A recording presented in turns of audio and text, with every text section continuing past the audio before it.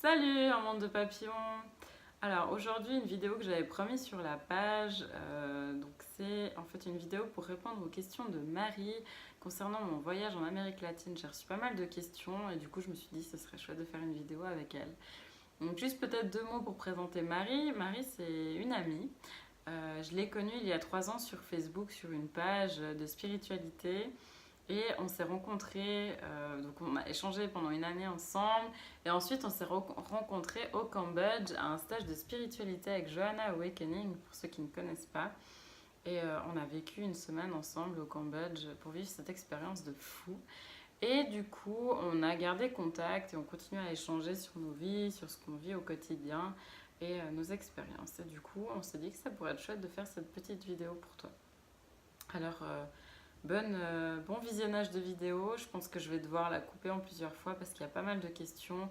Et me connaissant, je vais peut-être m'étaler sur quelques sujets. Donc voilà. À bientôt. Bonjour à tous. Alors Mélina, pour commencer en introduction, j'aimerais que tu nous retraces les étapes de ton dernier voyage.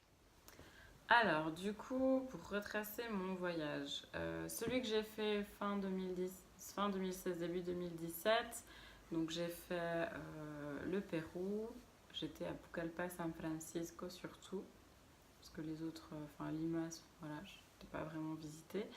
Et le dernier voyage que j'ai fait cet été, donc je suis arrivée à Bogota, ensuite à Cali.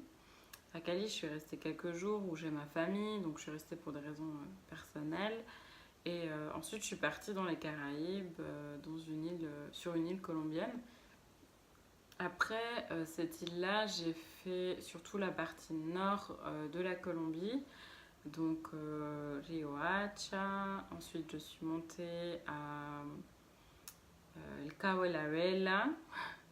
Après, je suis encore montée jusqu'à Punta Gallina. C'est vraiment la pointe tout au nord de Sud-Amérique. En fait, c'est le point le plus haut de l'Amérique du Sud.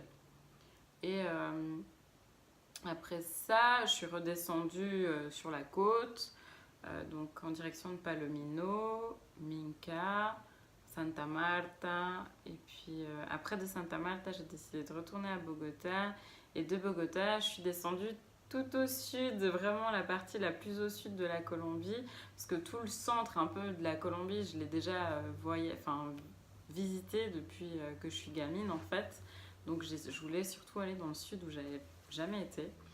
Et c'est un endroit qui s'appelle Leticia, qui s'appelle, nous on l'appelle la triple frontière en espagnol, je sais pas du tout si ça se dit en français.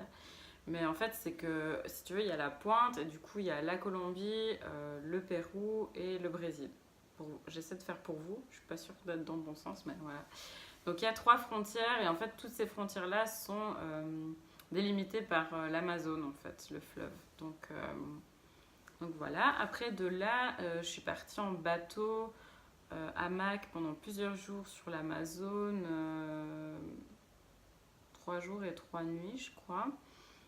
J'ai fait ce voyage jusqu'à Iquitos.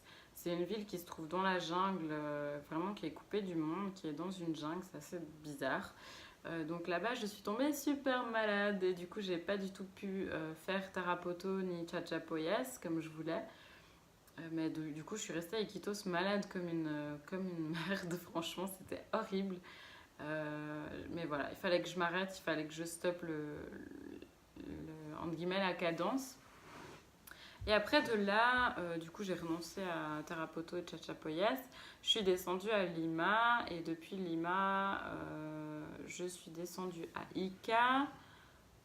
Après, en direction de Paracas, Nazca, donc c'est où il y a les lignes de Nazca. Et ensuite, Arequipa, c'est toute une zone volcanique qui est vraiment tout en bas du Pérou, assez proche de la frontière avec la Bolivie. Et de là, je suis remontée en Colombie parce que je voulais passer du temps avec ma famille pour une raison particulière, privée. Et en fait, j'ai eu un problème de santé et du coup, j'ai dû rentrer d'urgence dans les 24 heures en Suisse. Voilà.